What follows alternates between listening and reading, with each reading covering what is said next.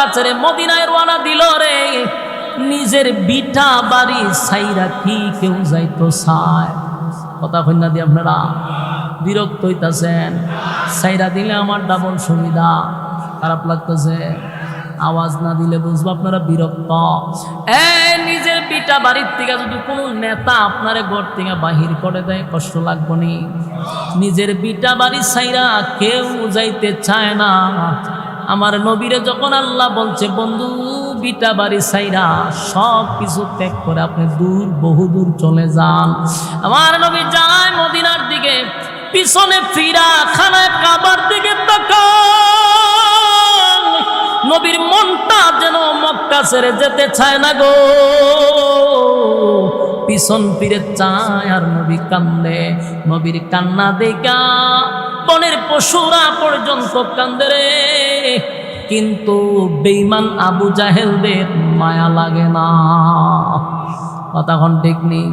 বনের পশু চিনল যারে, চিনল না হায় মানুষ তারে, ঠিক নেই। বনের পশু চিনল যারে, চিনল না হায় মানুষ তারে।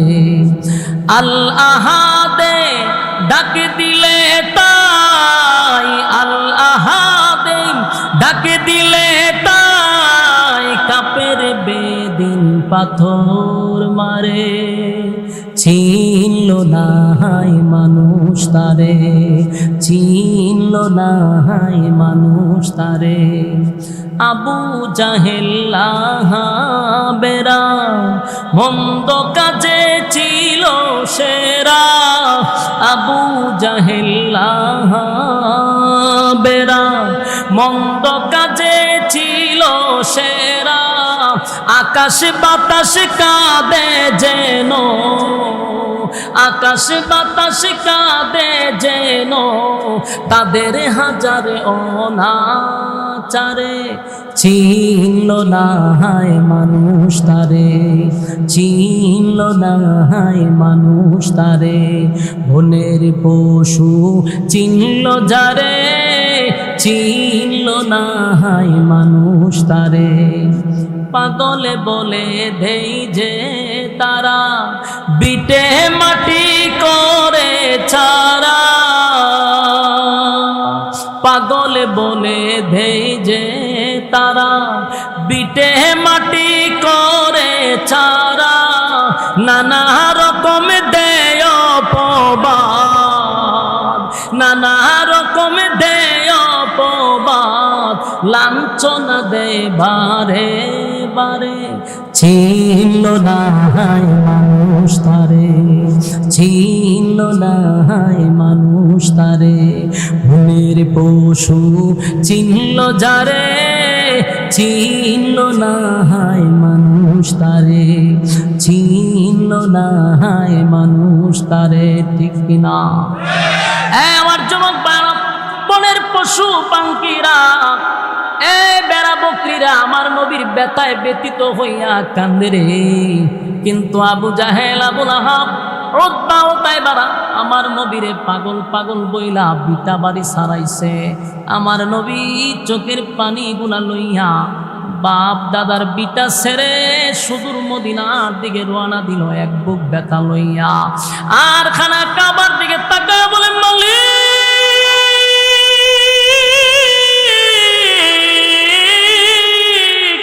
আমার মনটা চায় না গো, খানায় কাবা রেখে আমি দূর মদিনায় চলে যাই, আমার মনটা চায় না। এই যে খানায় কাবা, আল্লাহর নবী বলেন, কাবারে তোরে সাইরা যাইতে আমার মনটা চায় না। নবী কান্দে। আল্লাহর নবী মদিনায় যখন পৌঁছে গেল, মদিনায় যাওয়ার পরে একটা বছর যখন মদিনায় হয়ে গেল, তখন আবু জাহিল্লা মক্কার থেকে সিদ্ধান্ত নিল, মুহাম্মদ মদিনায় গেছে, যদি তার দল বড় হয়ে যায়, যদি আবার দল বড় কইরা মক্কায় হামলা করে, তাহলে আমাদের অস্তিত্ব থাকবে না। যেমন শয়তান তার ভাবনাটাও শয়তানি, কথা হয় না? কত আল্লাহর নবী সব সাইরা দিয়া মদিনায় গেছে, আবু জাহেলের সেখানে ঘুম নাই, যদি মুহাম্মদ আবার ফিরে আসে। তাই আবু জাহেল সিদ্ধান্ত নিল, 1000 অস্ত্র সহ, 1000 বাহিনী অস্ত্র সহ, লোহার পোশাক পরিধান, এমন ভাবে যুদ্ধের পোশাক পরে 1000 ট্রেনিং প্রাপ্ত সেনাবাহিনী লইয়া নবীর সঙ্গে যুদ্ধ করার জন্য মক্কা থেকে আবার মদিনায় রওনা দিছে।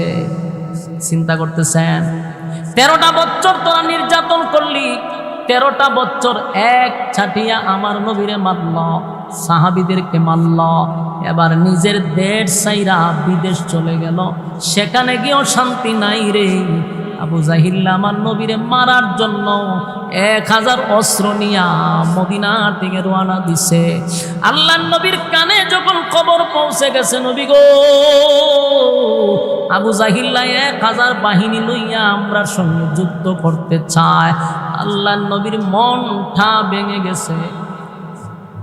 কারণ নবী যে সাহাবীদেরকে নিয়ে মদিনায় আসছে, হাতে গোনা কয়েকজন সাহাবী 13টা বছর নির্যাতন করছে, এখনো শরীরের আঘাত এখনো শুকায় নাই, আঘাতের চিহ্নগুলি এখনো শুকায় নাই, পেটেও খাবার নাই রে, শরীরেও পোশাক নাই, হাতে অস্ত্র নাই, কেমনে যুদ্ধ করবে, কেমনে 1000 বাহিনীর সামনে দাঁড়াবে।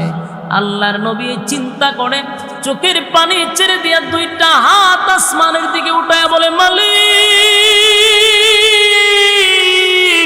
40টা বছর আমি চুপ ছিলাম গো, আপনার ওয়ার্ডার 13 বছর নির্যাতন সহ্য করছি আপনার ওয়ার্ডারে, আল্লাহ আপনি আবার অর্ডার দিছেন মদিনায় আসতে, মদিনায় আসলাম আপনার ওয়ার্ডারে, আমার হাতে গোনা কয়েকজন সাহাবী। আসিয়া রুদ্রের মধ্যে তার শোয়া রাখছে, শরীরে কোনো চামড়াও নাই রে। ফেরাউন বড় একটা পাথর লইয়া যখন আসিয়ার কাছে যাইতেছিল, দেখে আসিয়া মুস্কি মুস্কি হাসে, চিৎকার দিয়া কোন সুবহান। ফেরাউন ডাক দিয়া বলে, আসিয়া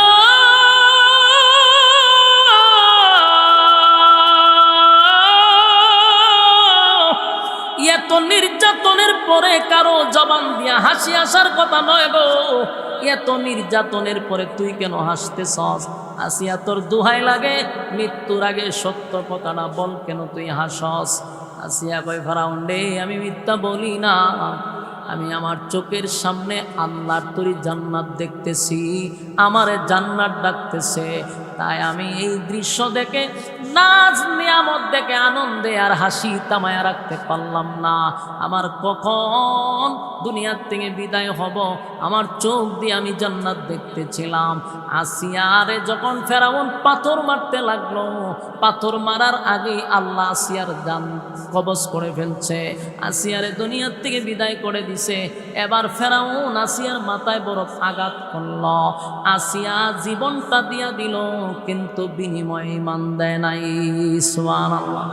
আমার যুবক ভাইরা, এই ঈমানের ক্ষেত্রে শব্দ আমিনু কামা আমানান নাস, ঈমান আনো তাদের মতো যারা ঈমান আনছে, জীবন দিয়া গেছে কিন্তু ঈমান দেয় নাই, ঈমান দেয় নাই। যুবক ভাইরা, যখনই আমি আপনি ঈমান আনবো, নিজের ঈমানদার দাবি করব, কসম খোদার আপনার উপরে পরীক্ষা আসবে, পরীক্ষা আসবে, এতে কোনো সন্দেহ নেই, কোনো সন্দেহ নাই। যার যেমন ঈমান তার তেমন পরীক্ষা। আল্লাহ বলেন, বান্দারে আমি অনেক রকম পরীক্ষা নিতে পারি, কাউরে গরিব বানাইয়া পরীক্ষা নিবে, কাউরে ধনী বানাইয়া পরীক্ষা নিবে, কাউরে আবার মুসিবত একটার পর একটা মুসিবত দিয়া আল্লাহ পরীক্ষা নিবে। যে হালতেই থাকবো সর্বহালতে বলবো আলহামদুলিল্লাহ, আমি আমার মালিকের উপরে খুশি। মালিক পরীক্ষা নেয় গো, পরীক্ষা নেয়, পরীক্ষায় উত্তীর্ণ হইলে পরে আল্লাহ জান্নাত দিব, জান্নাত দিব। আল্লাহ বলে, ইন্নাল্লাযীনা আমানু ওয়া আমিলুস সালিহাতি কানাত লাহুম জান্নাতুল ফিরদাউসি নুজুলা। এই তোমরা যদি ঈমান আনো, নেক আমল করো, আমি আল্লাহ তোমাদেরকে ওয়াদা দিলাম জান্নাতুল ফিরদাউস গিফট করে দিব। আল্লাহ বলে, ঈমান আর আমল লইয়া যদি কবরে আসো, ওয়াদা দিলাম কানাত লাহুম জান্নাতুল ফিরদাউসি নুজুলা, জান্নাতের মধ্যে সর্বোচ্চ ভিআইপি জান্নাত হলো ফেরদাউস, জান্নাতুল ফিরদাউসের মেহমান বানাবে আল্লাহ নিজে ঘোষণা দিছে। যুবক ভাইয়েরা, বিনিময়ে ঈমান থাকতে হবে।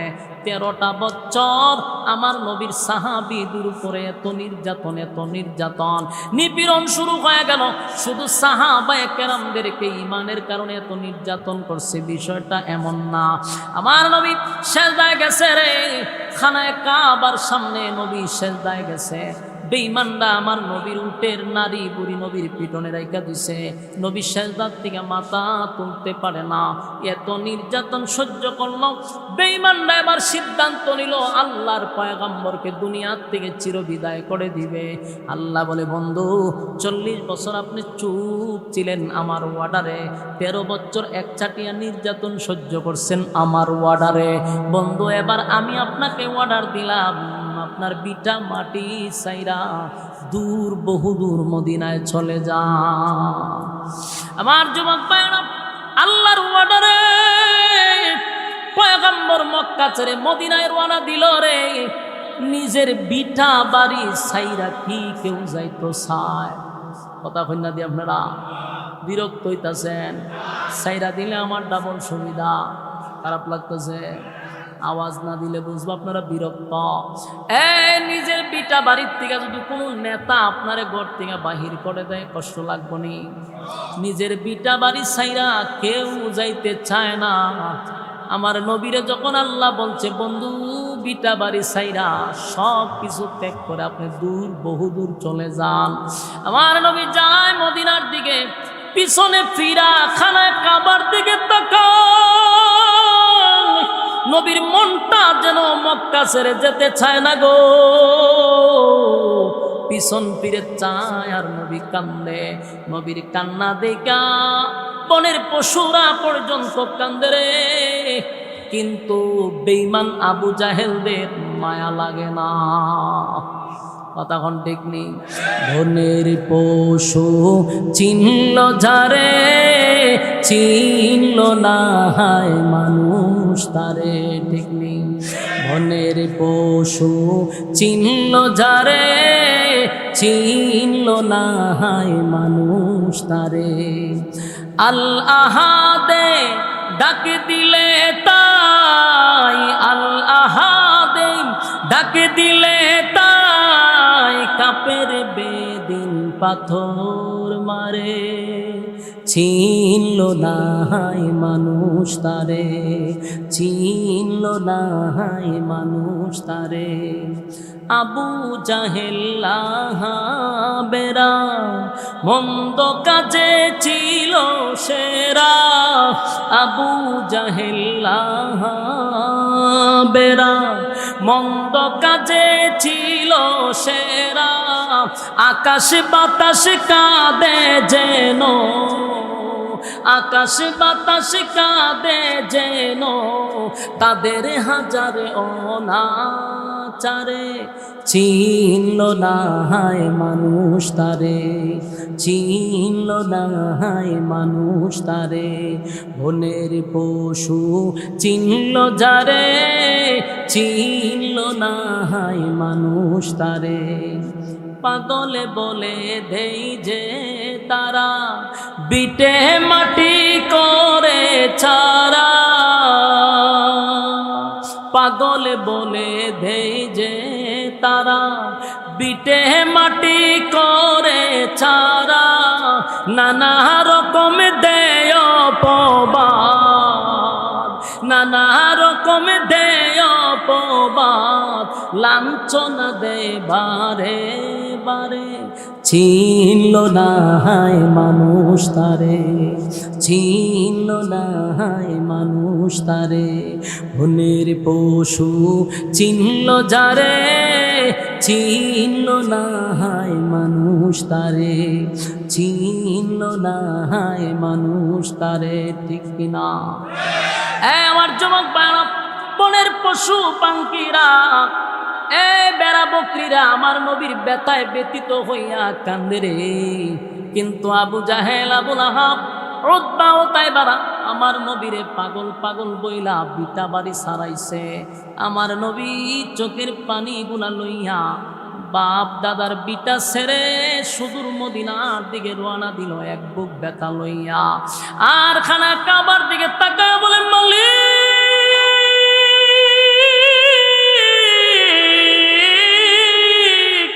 আমার মনটা চায় না গো খানা কাবা রেখে আমি দূর মদিনায় চলে যাই, আমার মনটা চায় না। এই যে খানা কাবা, আল্লাহ নবী বলেন কাবারে তোরে সাইরা যাইতে আমার মনটা চায় না। নবী কান্দে। আল্লাহ নবী মদিনায় যখন পৌঁছে গেল, মদিনায় যাওয়ার পরে একটা বছর যখন মদিনায় হয়ে গেল, তখন আবু জাহিল্লা মক্কা থেকে সিদ্ধান্ত নিল মুহাম্মদ মদিনায় গেছে, যদি তার দল বড় হয়ে যায়, যদি আবার দল বড় কইরা মক্কায় হামলা করে, তাহলে আমাদের অস্তিত্ব থাকবে না। যেমন শয়তান তার ভাবনাটাও শয়তানি, কথা হয় না? অথচ আল্লাহর নবী সব সাইরা দিয়া মদিনায় গেছে। আবু জাহেলের সেখানেও ঘুম নাই, যদি মুহাম্মদ আবার ফিরে আসে। তাই আবু জাহেল সিদ্ধান্ত নিল 1000 অস্ত্র সহ, 1000 বাহিনী অস্ত্র সহ, লোহার পোশাক পরিধান, এমন ভাবে যুদ্ধের পোশাক পরে 1000 ট্রেনিং প্রাপ্ত সেনাবাহিনী লইয়া নবীর সঙ্গে যুদ্ধ করার জন্য মক্কা থেকে আবার মদিনায় রওনা দিছে। চিন্তা করতেছেন, 13টা বছর তোরা নির্যাতন করলি, 13টা বছর এক ছাটিয়া আমার নবীরে মারল, সাহাবীদেরকে মারল, এবার নিজের দেশ সাইরা বিদেশ চলে গেল, সেখানে গিয়েও শান্তি নাই রে। আবু জাহিল্লা আমার নবীরে মারার জন্য 1000 অস্ত্র নিয়া মদিনার দিকে রওনা দিছে।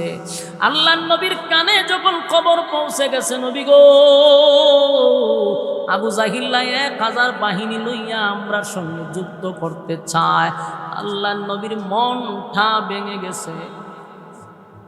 কারণ নবী যে সাহাবীদেরকে নিয়ে মদিনায় আসছে, হাতে গোনা কয়েকজন সাহাবী 13টা বছর নির্যাতন করছে, এখনো শরীরের আঘাত এখনো শুকায় নাই, আঘাতের চিহ্নগুলি এখনো শুকায় নাই, পেটেও খাবার নাই রে, শরীরেও পোশাক নাই, হাতে অস্ত্র নাই, কেমনে যুদ্ধ করবে, কেমনে 1000 বাহিনীর সামনে দাঁড়াবে। আল্লাহর নবী চিন্তা করে চোখের পানি ছেড়ে দিয়া 2টা হাত আসমানের দিকে উঠায় বলে মালিক 40টা বছর আমি চুপ ছিলাম গো, আপনার ওয়ার্ডারে 13 বছর নির্যাতন সহ্য করছি আপনার ওয়ার্ডারে। আল্লাহ আপনি আবার অর্ডার দিছেন মদিনায় আসতে, মদিনায় আসলাম আপনার অর্ডারে। আমার হাতে গোনা কয়েকজন সাহাবী, পেটে খাবার নাই, শরীরে পোশাক নাই, হাতে অস্ত্র নাই। আল্লাহ 13 বছরের আঘাতের চিহ্ন আমার উম্মতের মধ্যে এখনো দৃশ্যমান।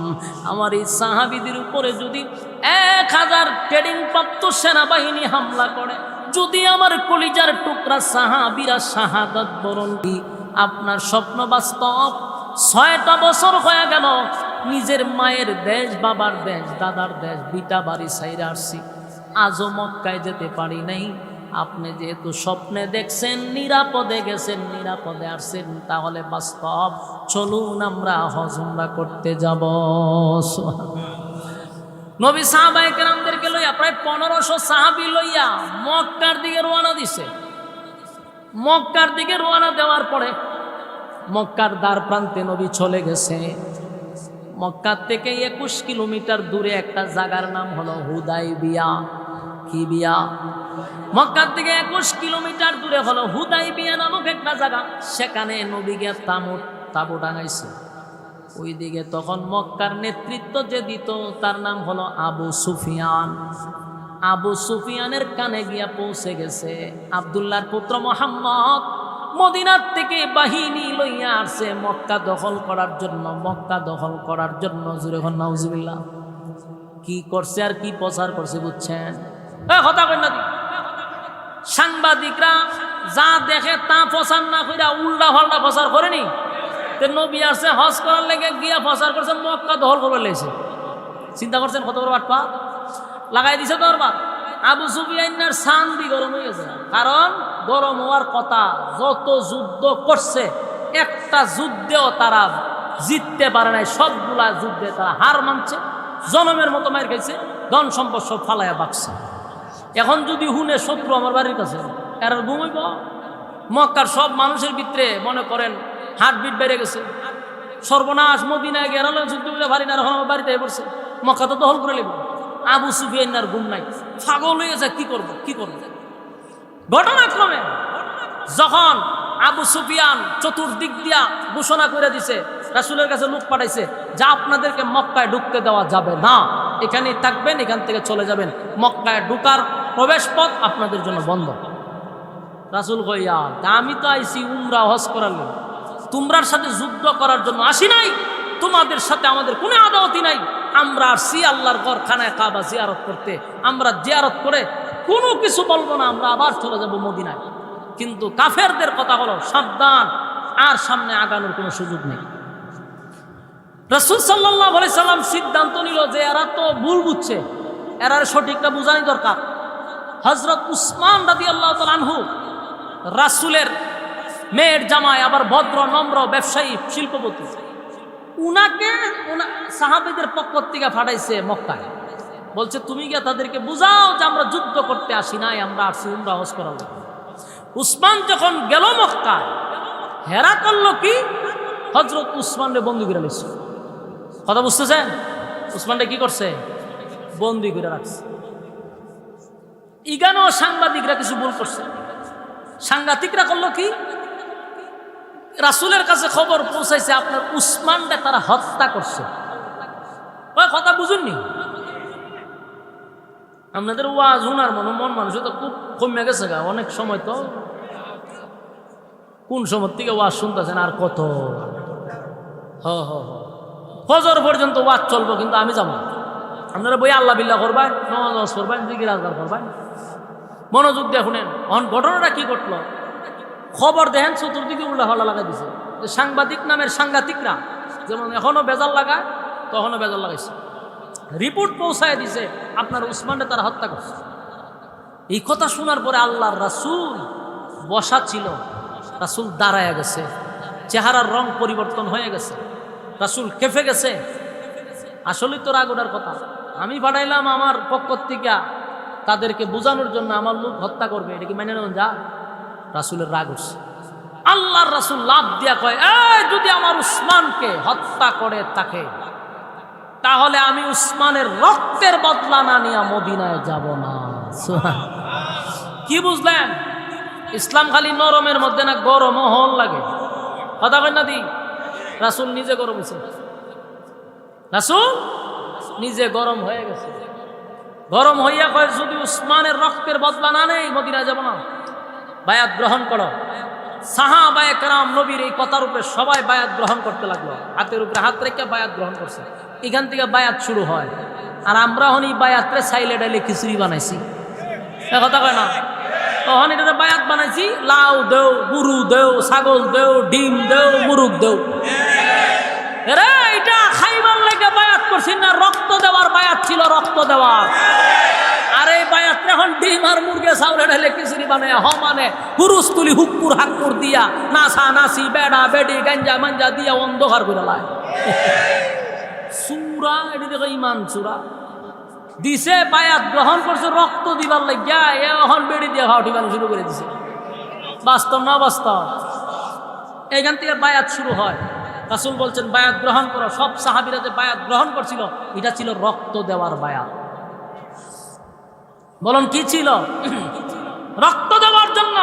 সেদিনের ঘটনা শুনেন, অনেক সাহাবী নিয়ে কিন্তু মদিনার থেকে আসছিল। যখন রাসূল বলছে বায়াত গ্রহণ করো, এই সাহাবীদের মধ্যে কিছু মুনাফিক ছিল। এরা যখন দেখছে সব না যুদ্ধ যাবো গা, আমরা তো ইসলাম এখানে বেড়া বকরি খাইবার লেগিয়া উমরা হজ করুম, গরুম একটু আনন্দ ফুর্তি করুম, আর বেড়া বকরি খাইলাম। ওহন দিহি কয় কেন যুদ্ধই বলতে আমরা নাই। এখন এই যে সাহাবীদের মধ্যে মুনাফিক ছিল, এটা বেরিয়ে গেছে না।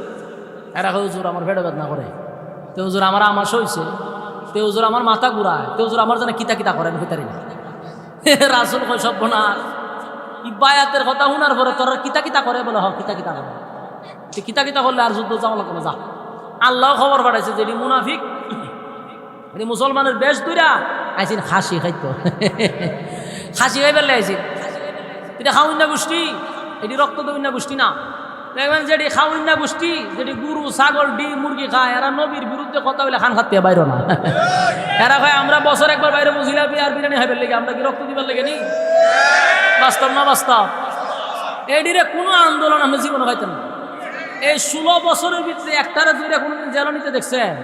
কেড়ে নিত, এরা তো ইতানো নাই। এরার কথা হলো বাবা আমরা খান খাত মুরগ আর ডিম আর মুরগাইলি চলছে, আমরা গাউয়া ব্যাঙ্গের মতো ফ্যাটটা বানাইতেছি, অসুবিধা নেই। দুর্নীতি শীর্ষস্থানীয় যারা আছে এরার সাথে সম্পর্ক ছিল, কথা বুঝতেন? সব বড় বড় মাগুর মাছের সাথে এরা সম্পর্ক, কিন্তু এরা কোনো সময় সরকারের নজরে পড়ে নাই। তো এই যুগেও এরকম মুনাফিক ছিল, এরা লেবাস সুরতে বুঝাইতো আল্লাহওয়ালা, কিন্তু ভিতরে হুদ্দা শয়তানি, হুদ্দা শয়তানি। বাস্তব না বাস্তব? হুদ্দা শয়তান। তখন ঘটনা হইল কি, রাসূল বায়াত গ্রহণ করছে, যুদ্ধের জন্য প্রস্তুতি নিবে। এর মধ্যে আবার এখান থেকে আরেকজনে আবু সুফিয়ানের কাছে খবর পাঠাইছে, রে আবু সুফিয়ান না, এত বছর দিয়ে 6 বছর যুদ্ধ করছ, কোন যুদ্ধে কি তোরা জিততে পারছ? বলে না। খাইছত নি? মায়ের খাইছি জনমের মতো, বাপ হারাইছি, চাচা হারাইছি, আত্মীয় স্বজন হারাইছি। তো এখন যে মোহাম্মদ আয়া বলছে আমার বাড়ির কাছে, আর এখন আমি যা দেখেছি অবস্থা খারাপ। বলে কি দেখছ? বলে সবাই একজুট হইছে মক্কা হামলা করবে, কারণ তোরা উসমানকে হত্যা করছ, মোহাম্মদের কাছে খবর পৌঁছে গেছে, তাই মোহাম্মদ এখন যুদ্ধ করার জন্য পূর্ণ প্রস্তুতি নিছে। আবু সুফিয়ান না চিন্তা করলো ঘটনাটা কি, যুদ্ধ করে কেরার সাথে ফারা দিব। চিন্তা করতেছে যে লোক কি পরিমাণ আছে, আমরা যুদ্ধ করুম কিনা একটা প্রিপারেশন নিছে। তখন আবু সুফিয়ান না করলো কি, রাত্রের বেলা 2জন গোয়েন্দা পাঠাইছে, মানে রাসূল কি পরিমাণ লোক লই আইছে এটার উপর ডিপেন্ড করে যুদ্ধের প্রস্তুতি নি বসে। আল্লাহ রাসূলকে আল্লাহ কি পরিমাণ হিকমত দিছে চিন্তা করেন। রাত্রের বেলা সাহাবীরা রান্না করার জন্য রাসূলকে বলছে যে হুজুর রান্না তো করবো, চুলা কয়টা লাগবে? রাসূল কয় মিনিমাম 200-250 চুলা বসায় দাও। আচ্ছা কোনটা? 1500 মানুষের জন্য চুলা কয়টা লাগে? হয়ে যায় 2টা, কথা ঠিক হই, সর্বোচ্চ 3টা। ওমা বিশ্বাস হচ্ছে না, আমরা যে বিয়া বাড়িতে 500 জন মানুষ খাওয়ান, চুলা কয়টা থাকে? 3টা হইলে তো 1500 মানুষ খাওয়ানি যা। রাসূল কয় 200-250 চুলা করতো। সাহাবায়ে কেরামের মাথা নষ্ট হয়েছে, কি থাকে? একজনে কয় রাসূল কইছে কোনো কথা নাই, যা কইছে তাও কোনো, এটা অঙ্কে মিলতাছে না। মানুষ 200-250 চুলা দেখি তা করো, বলে রাসূল বলছে করতে হবে। তে চুলা বানানো শুরু করছে রাসূল।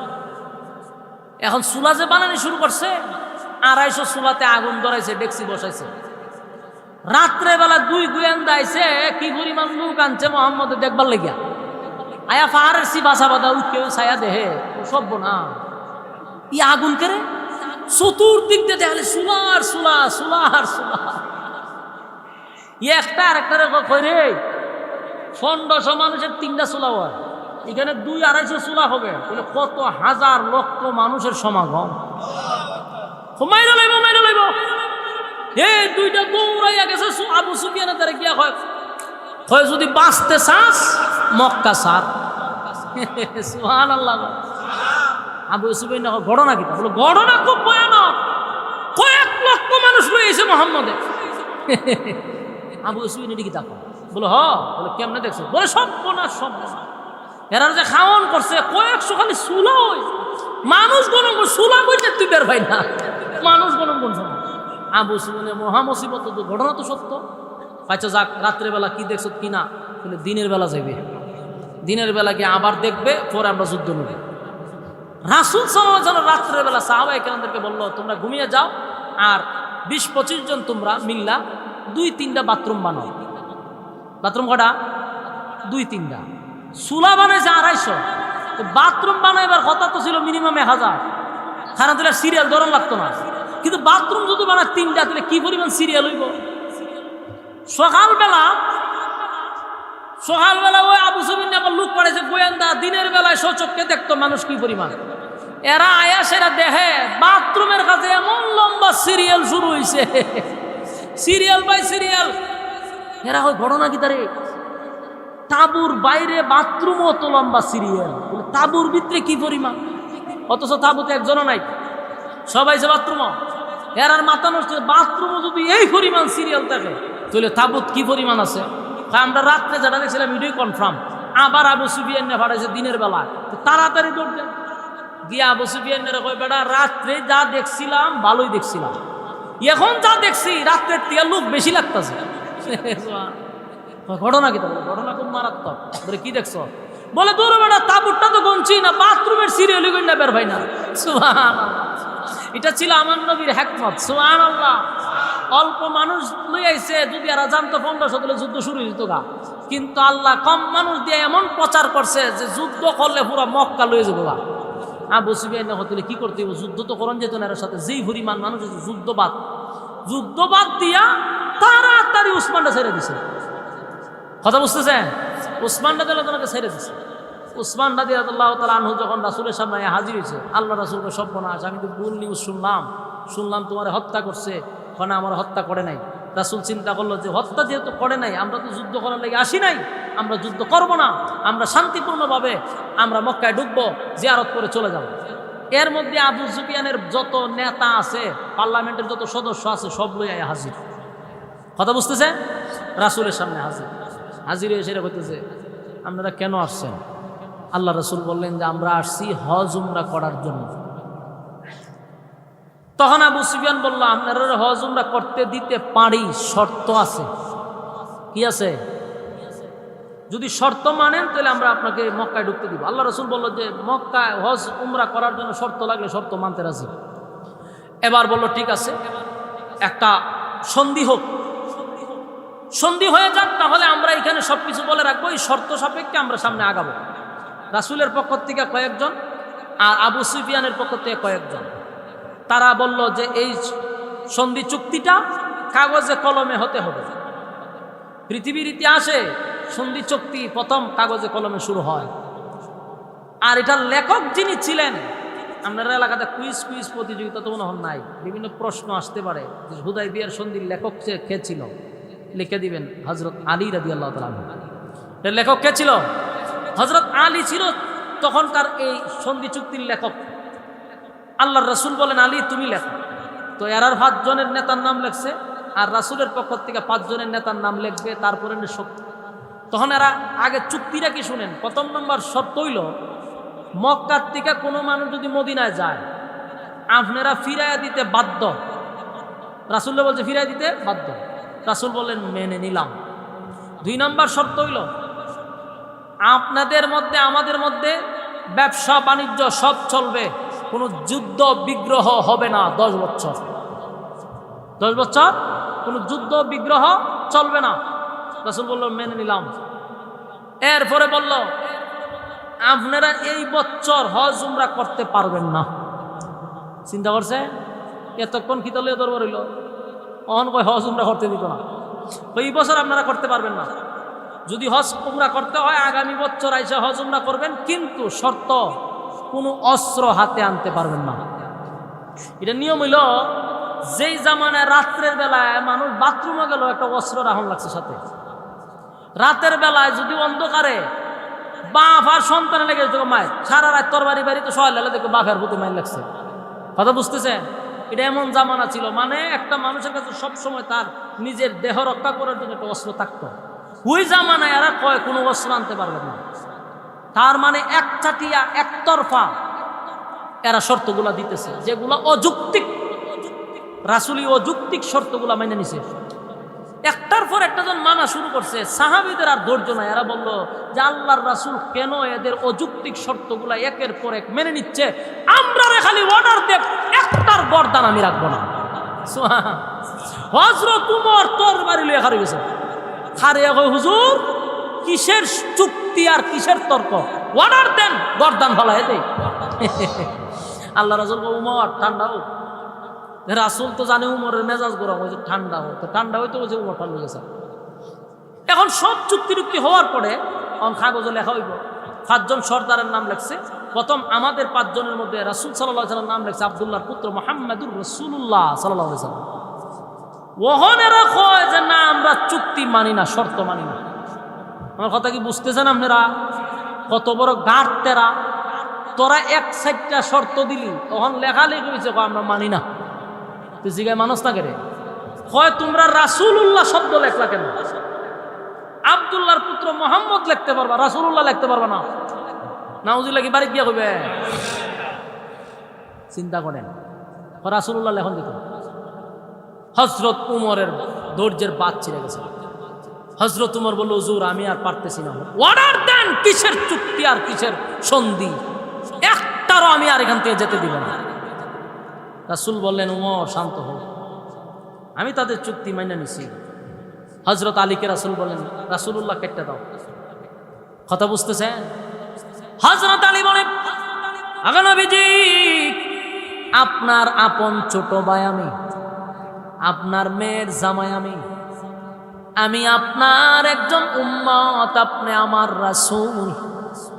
জীবনে কোনোদিন আপনার সঙ্গে আমি বেয়াদবি করি নাই, জীবনে আপনার কথা আর অবাধ্য হই নাই, কিন্তু আজকে আমি আপনার কথাটা রাখতে পারলাম না। নবীজি, আমার জীবন চলে যেতে পারে, কিন্তু আমি রাসূলুল্লাহ শব্দ কাটতে পারবো না। হযরত আলী ইবনে হাবিব, আমার পয়গম্বর, আমার জীবন চলে যেতে পারে, কিন্তু নিজের হাত দিয়া রাসূলুল্লাহটা কেমনে কাইটা দিই? সমস্ত সাহাবীদের চেহারার রং পরিবর্তন হয়ে গেছে, কেউ সহ্য করতে পারতেছে না। আমাদের নবীর জন্য আমরা জীবন দেই, আর সেই নবীর নাম কেটে দেওয়ার এত বড় সাহস পাইল কোথায়? সাহাবীরা ধৈর্য ধারণ করতে পারতেছে না। উমর খালি তরবারি বাইর করে আর ঢুকায়, খালি অর্ডার দিত, মেরে নিত। আল্লাহর নবী বললেন, আলী তুমি পারবা না? বলে, হুজুর আমি জীবন দিব, আপনার নাম কাটবো না। আল্লাহর নবী তখন হাতে কলম নিয়া রাসূলুল্লাহ শব্দটা নিজের হাতেই কেটে দিল।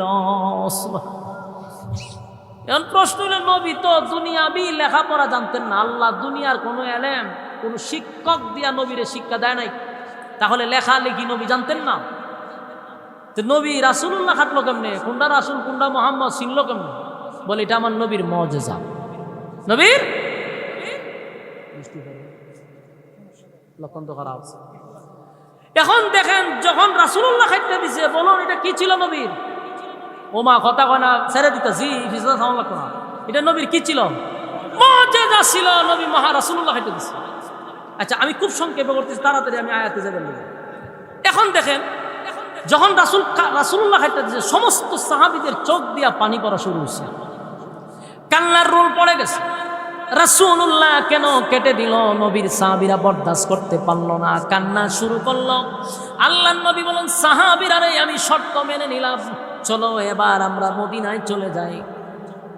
যখন মদিনায় যাবো কইছে, সব সাহাবীরা খান্তা যে হযরত উমর দাঁড়ায় গেছে, দাঁড়ায়, হুজুর বেয়াদবি মাফ করবেন, আমি আপনাকে কিছু প্রশ্ন করতে চাই, আল্লাহর রাস্তায় আমার মাফ করবেন।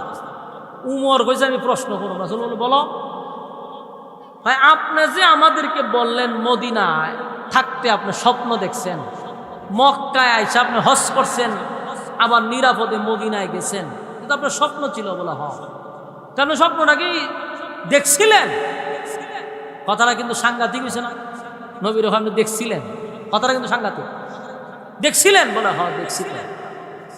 তা আপনি দেখলেন কি? বাস্তবে হইল কি? উমর যেমন একটু ব্যতিক্রম প্রশ্ন করছে, রাসূলও ব্যতিক্রম উত্তর দিছে। আল্লাহ রাসূল কয়, উমর তোমারে কি আমি কোনোভাবে বলছি যে আমার স্বপ্নটা আজ কি বাস্তবায়ন হবে? বলছিলাম না। বলে, তুমি এমন প্রশ্ন করলা কেন? হযরত উমর কথা তো ঠিক, এটা তো বাস্তবায়ন 1 মাস পরে হইতে পারে, 1 বছর পরে হইতে পারে, আজকেই যে আমার স্বপ্ন বাস্তবায়ন হবে এটা তো তোমাকে বলি নাই। বলে, না। তাহলে তুমি এত কেঁপো কেন? উমর মাথাটা নিচু দিয়া কয়, প্রশ্নে হাইরে গেছে, প্রশ্নে হাইরে গেছে। কিন্তু কষ্ট শেষ না, বুকের ব্যথা লইয়া অসংখ্য সাহাবায়ে কেরামদেরকে লইয়া নবী মদিনার দিকে রওনা দিছে। প্রত্যেকটা সাহাবীদের কলিজায় আঘাত আঘাত আঘাত, ব্যথায় কষ্টে চোখের পানি ঝরতেছে। যেই মাত্র মদিনার ধার প্রান্তে গেছে, বলুন তো দেখি প্রত্যেকটা সাহাবীদের মনের খবর জানে কে? আরো জোরে! আল্লাহ প্রত্যেকটা সাহাবীদের কলিজায় কি ব্যথা, নবীর সাহাবীদের কলিজায় একটাই ব্যথা, এটা হলো রাসূলুল্লাহটা কেন কেটে দিল? নবী বারবার বুঝাইছে সাহাবীরা রে, আমি কি 10 বছরের রাসূল? কথা কয় না নবী, কয় আমি কি 10 বছরের রাসূল? বলে না। তাহলে 10 বছরের কাগজে রাসূলুল্লাহ থাকলে কি আর না থাকলে কি? থাকলে কি না থাকলে কি? কিন্তু সাহাবীদের মনে কষ্ট রাসূল কাটলো না। যেই মাত্র মদিনার দ্বার প্রান্তে গেছে, আল্লাহ রাব্বুল আলামিন সাহাবীদের মনের কষ্ট দূর করার জন্য সূরা ফাতাহের শেষ অংশটুকু তখন নাজিল করে জানায়া দেয়, মুহাম্মাদুর রাসূলুল্লাহ। চিৎকার দিয়ে বলুন সুবহানাল্লাহ। মুহাম্মাদুর রাসূলুল্লাহ ওয়াল্লাযীনা মাআহু আশিদ্দাউ আলাল কুফফারি রুহামাউ বাইনাহুম তারাহুম রুকআন সুজদা। এই আয়াত আল্লাহ সর্বপ্রথম নাজিল করে মুহাম্মাদুর রাসূলুল্লাহ। আল্লাহ বলেন, বন্ধু আপনার সাহাবীদের মনের মধ্যে একটা কষ্ট হলো, 10 বছরের কাগজের মধ্যে রাসূলুল্লাহ থাকার কারণে তাদের মনে কষ্ট। আমি আল্লাহ চিরস্থায়ী কোরআনের মধ্যে কিয়ামত পর্যন্ত রাসূলুল্লাহ শব্দ বসায়া দিলাম। 10 বছরের কাগজে রাসূলুল্লাহ না থাকার কারণে মনের মধ্যে যে কষ্ট ছিল, আমি কোরআনে রাসূলুল্লাহ শব্দ বসায়া দিলাম। এটা কিয়ামত পর্যন্ত রাসূল শব্দ থাকবে। সুবহান। বলুন সাহাবীরা খুশি না বেজার? এবার খুশি হয়ে গেল। কিন্তু প্রশ্ন হলো, 1500 সাহাবী লইয়া হাবিবে কিবরিয়া যে মক্কায় গেল রে হজ করার জন্য, হজ না কইরা যে ব্যথা লইয়া মদিনায় আসলো, নবীর মনে কষ্ট আছে না নাই? এই জন্য আল্লাহ নবীরে খুশি করার জন্য সূরার প্রথম আয়াতগুলি নাজিল করে জানায়া দেয়, ইন্না ফাতাহনা লাকা ফাতহাম মুবিনা লিয়াগফিরা লাকা আল্লাহু মা তাকদ্দামা মিন যামবিকা ওয়া মা তাআখারা ওয়া ইউতিম্মা নি'মাতাহু আলাইক نعمته عليك ويهديك صراطا مستقيما وينصرك الله نصرا عزيزا هو الذي أنزل السكينة في قلوب المؤمنين ليزدادوا إيمانا مع إيمانهم ولله جنود السماوات والأرض وكان الله عليما حكيما। নাজিল হয়ে রাসূলকে আল্লাহ খুশি করে বললেন, আপনাকে আমি প্রকাশ্যে বিজয় দান করলাম। সুবহান। একটা তাকবীর দেন, লিল্লাহি তাকবীর। হাত তুলেন, হাত তুলেন, হাত তুলেন। আগামী বছর ওই মাহফিলটা হয়তো কারা কারা চান হাত তুলেন, বলেন এই মাহফিলটা প্রত্যেক বছর হইতো নি? আগামী বছর মাহফিল হইতো কিনা?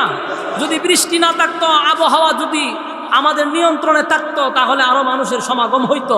আগামী বছর আপনারা দলে দলে আসবেন তো ইনশাআল্লাহ? এই মাহফিলের পক্ষে কারা হাত তুলে? এই মাশাআল্লাহ, বিসমিল্লাহ খান, পকেটে হাত ঢুকান, ঢুকান, যা আছে সমর্থন যে করেন বের করেন। দুয়ার আগে কিছু দিয়া আর মানে শরীক হইয়া গেলে দোয়া কবুল হয়। যান বিসমিল্লাহ করে যা পারেন দেন। আল্লাহ রাস্তাঘাটের অ্যাক্সিডেন্টে বাঁচায় দিব, ক্যান্সার থেকে বাঁচায় দিব, প্যারালাইসিস থেকে বাঁচায় দিব, অ্যাক্সিডেন্ট বালা মুসিবতকে আল্লাহ হেফাজত করব। দান করলে মুসিবত দূর হয়, দান করলে বরকত বাড়ে, দান করলে আল্লাহ রোগ বেমার থেকে শিফা দান করে। হ্যাঁ জলদি জলদি করেন, কেউ খালি হাতে যাবেন না। 10টা টাকা দিয়ে চা খাইতে আসলেন, দিয়া যান। আল্লাহ তাআলা এই 10 টাকার বদলতে, 100 টাকার বদলতে দুনিয়া আখিরাতের ইজ্জত দান করবে। আল্লাহুম্মা সাল্লি আলা মুহাম্মাদিন ওয়া আলা আলি মুহাম্মাদ কামা সাল্লাইতা আলা ইব্রাহিম ওয়া আলা আলি ইব্রাহিম ইন্নাকা হামিদুম মাজিদ। ওইদিকে খার রয়েছে, দেন না, এইদিকে যান না। কেউ খালি হাতে যাবেন না। আপনাদের কাছে আমার একটা আবদার, মুনাজাতের আগে কিছু দিয়া হলো শরীক থাকবেন। পিছনে যান, পিছনে যান, জলদি জলদি জলদি পিছনে যান। যে সমস্ত ভাইয়েরা দাঁড়ায় আছে তারাও দিবে। যে যতটুকু পারেন শরীক থাকবেন। আল্লাহ তাআলা আপনাদের এই দানের বরকতে দুনিয়া আখিরাতের সম্মান দান করুক, আমিন। কেউ খালি হাতে আমরা না যাই, কেউ খালি হাতে আমরা না যাই। সুবহানাল্লাহি ওয়া বিহামদিহি সুবহানাল্লাহিল আযীম, সুবহানাল্লাহি ওয়া বিহামদিহি সুবহানাল্লাহিল আযীম। জলদি জলদি, সুবহানাল্লাহি ওয়া বিহামদিহি সুবহানাল্লাহিল। দোয়া শরীক হন, সবাই দোয়া শরীক হন। দোয়া শরীক হই, আল্লাহুম্মা আমিন। ربنا ظلمنا أنفسنا وإن لم تغفر لنا وترحمنا لنكونن من الخاسرين। রব্বুল আলামিন, গভীর রাত হয়ে গেছে, নজুলে রহমতের সময়। আপনার কুদরতি নজর দিয়ে একটু তাকায়া দেখেন, কত মহব্বতের বান্দারা সাদা সাদা দাড়ি লইয়া আল্লাহ দুইটা হাত বাড়াইছে, হাজী সাহেবরা হাত বাড়াইছে, ছোট ছোট মাসুম বাচ্চারা হাত বাড়াইছে, নৌজওয়ান আমার তরুণ যুবক ভাইয়েরা হাত বাড়াইছে, আল্লাহ পর্দার আড়ালে মা বোনেরা হাত বাড়াইছে, বিশেষ করে জাতির শ্রেষ্ঠ সন্তান হযরত উলামায়ে কেরামরা হাত বাড়াইছে। আমি গুনাহগার নাগাল্লাহ নাফরমান নালায়েক অযোগ্য দুইটা হাত বাড়াইলাম। মেহেরবানি করে আমাদের জীবনের সগীরা কবিরা ইচ্ছা বনিচ্ছা দেখাইয়া না দেখাইয়া অঙ্গ প্রত্যঙ্গর দ্বারাই যত গুনাহ করছি মেহেরবানি করে জিন্দেগির গুনাহ মাফ করে দেন। বাকি জিন্দেগি যতদিন বাঁচায় রাখবেন আল্লাহ আপনার হুকুম রাসূলের তরিকা অনুযায়ী চলার তৌফিক দান করেন। রব্বুল আলামিন, আমাদের মধ্যে অনেকেরই আজকের এই মাহফিলে যারা হাত বাড়াইছে, অনেকের মা নাই, বাবা নাই, দাদা নাই, দাদি নাই, নানা নাই, নানি নাই, শ্বশুর নাই, শাশুড়ি নাই, মহব্বতের মানুষ অন্ধকার কবরে চলে গেছে, জানি না কোন অবস্থায় কোন হালতে আছে। মেহেরবানি করে গো আজকের সবের হাদিয়া আব্বা আম্মার কবরে পৌঁছায়া দেন, দাদা দাদির কবরে পৌঁছায়া দেন, নানা নানির কবরে পৌঁছায়া দেন। আল্লাহ আমাদের পক্ষ থেকে লাখো কোটি দুরূদ এবং সালাম সোনার মদিনায় আপনি নাম ধরে পৌঁছায়া দেন। আল্লাহ আমরা যারা হাত বাড়াইলাম, আল্লাহ অনেক মানুষ অনেক আশা লইয়া এই বৃষ্টি বাদলের দিনে ভিক্ষুকের মতো হাতটা বাড়াইছে। আল্লাহ যারা ব্যবসা করে ব্যবসায় বরকত দেন, চাকরি করে চাকরি বরকত দেন, খামাই রোজগারে বরকত দান করেন। আমাদের বিবি বাচ্চাগুলাকে নেককার বানায়া দেন, আল্লাহ আমাদের সন্তানগুলাকে নেককার বানায়া দেন। রব্বুল আলামিন, মেহেরবানি করে আমরা যারা হাত বাড়াইছি আমাদের মধ্যে অনেকে অসুস্থ আছে, শিফায়ে কামেলা জেলা দান করেন। আল্লাহ ছোট্ট একটা বাচ্চা অসুস্থ আইসিইউতে আছে, মেহেরবানি করে তার শিফায়ে কামেলা জেলা দান করেন, তার ফ্যামিলিকে ধৈর্য ধারণ করার তৌফিক দান করেন। আল্লাহ আমরা যারা অভাবের মধ্যে আছি অভাব দূর করে দেন, আমরা যারা পেরেশানির মধ্যে আছি পেরেশানি দূর করে দেন। আমাদের মধ্যে যারা ঋণগ্রস্ত আছেন ঋণ থেকে আল্লাহ মুক্তি দান করেন। বিশেষ করে এই মাহফিলটা যারা করছে আল্লাহ, বিশেষ করে যুবকরা মিলে এই মাহফিলটা করছে মাদ্রাসা কেন্দ্র করে, আল্লাহ যারা টাকা দিল, পয়সা দিল, বুদ্ধি দিল, শ্রম দিল, দেশ বিদেশ প্রবাস থেকে আল্লাহ টাকা পয়সা দিয়ে যারা সাহায্য করছে, আল্লাহ টাকা পয়সা দিয়ে সাহায্য করছে, রান্না বান্না করে যে যেমনি পারছে মাহফিলটার জন্য অক্লান্ত পরিশ্রম করছে, আল্লাহ প্রত্যেকটা দিনের খাদেম বানায়া দেন। এই মাহফিলে যারা শরীক হয়েছে মেহেরবানি করে আল্লাহ তাদের ব্যবসা বাণিজ্য খামাই রোজগারে বরকত বাড়ায়া দেন। রব্বুল আলামিন, এই মাহফিলটা এলাকাবাসীর জন্য নাজাতের উসিলা করে দেন। এই মহিলা মাদ্রাসা